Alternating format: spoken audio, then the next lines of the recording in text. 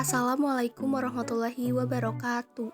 Perkenalkan, nama saya Nilam Nugrahwati dari kelas 11 MIPA 1. Di sini saya akan presentasi tugas biologi tentang materi jaringan meristem. Pertama-tama, kalian tahu gak sih apa yang dimaksud jaringan itu? Jadi, jaringan adalah sekelompok sel yang mempunyai asal, struktur, dan fungsi yang sama. Jaringan meristem. Jaringan meristem atau disebut juga jaringan embrional adalah jaringan yang sel-selnya aktif membelah secara mitosis sehingga tumbuhan mengalami pertambahan tinggi dan volume. Ciri-ciri jaringan meristem adalah sebagai berikut.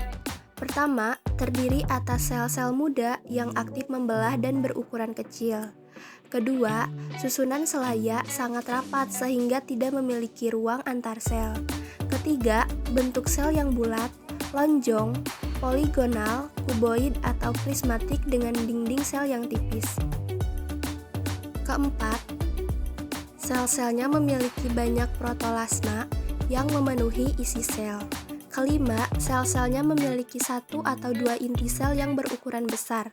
Keenam, vakuola sel yang sangat kecil atau tidak ada sama sekali dengan plastisida yang belum matang atau berupa proplastisida. Ketujuh, sel-selnya belum mengalami diferensiasi atau spesialisasi dalam mendukung fungsi tertentu pada tumbuhan. Dan kedelapan, beberapa berfungsi sebagai jaringan penyimpanan makanan. Fungsi jaringan meristem. Jaringan meristem berfungsi sebagai jaringan embrionik untuk membentuk sel-sel baru, dan sel-sel baru ini yang nantinya akan berdiferensiasi menjadi jaringan lain. Jenis-jenis jaringan meristem. Jaringan meristem dapat dibedakan berdasarkan posisinya dan dibagi menjadi tiga. Pertama, ada meristem apikal. Meristem apikal adalah meristem yang terletak di ujung batang utama, ujung lateral, dan ujung akar. Nah, ada dua teori yang berkaitan dengan aktivitas titik tumbuh, yaitu teori tunica corpus dan teori histogen. Teori tunica corpus. Teori ini dikemukakan oleh Schmidt. Menurut teori ini, titik tumbuh terdiri atas dua lapisan, yaitu pertama, tunika merupakan lapisan pinggir yang terdiri atas satu atau beberapa lapis sel yang berukuran relatif kecil.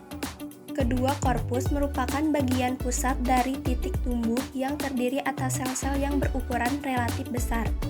Teori histogen dikemukakan oleh Hans Stein. Menurut teori ini, titik tumbuh dibagi menjadi tiga lapisan, yaitu pertama ada dermatogen. Dermatogen merupakan lapisan luar yang akan berkembang menjadi epidermis. Kedua ada periblem, merupakan lapisan tengah yang akan berkembang menjadi konters. Dan ketiga ada plerom, merupakan lapisan dalam yang akan berkembang menjadi stele atau silinder pusat. Nah, setelah kita membahas meristem apikal di atas, di sini ada meristem interlakar. Meristem interlakar adalah meristem yang terletak di antara jaringan dewasa atau jaringan yang sudah terdiferensiasi. Jaringan yang terbentuk dari meristem interlakar termasuk jaringan primer. Meristem lateral adalah meristem yang terletak sejajar dengan permukaan batang atau akar. Lalu di sini saya akan membahas tentang berdasarkan asal-usulnya. Jaringan meristem dibagi menjadi tiga, yaitu pertama ada promeristem, merupakan bagian awal dari meristem yang sudah ada, yaitu berubah daerah kecil pada ujung akar dan ujung batang. Kedua ada meristem primer, merupakan jaringan yang berasal dari perkembangan promeristem. Ketiga, ada meristem sekunder, merupakan jaringan yang berasal dari sel-sel dewasa yang berubah sifatnya menjadi sel-sel meristematik. Kambium vaskuler merupakan lapisan sel-sel yang aktif pembelah antara pembuluh angkut xilem dan floem. Kambium gabus atau velogem adalah jaringan kambium yang membentuk lapisan peridrem atau pelindung. Dan berikut ini adalah gambar jaringan meristem pada tumbuhan. Mungkin sekian presentasi tugas biologi dari saya. Mohon maaf jika ada kesalahan kata. Terima kasih. Wassalamualaikum warahmatullahi wabarakatuh.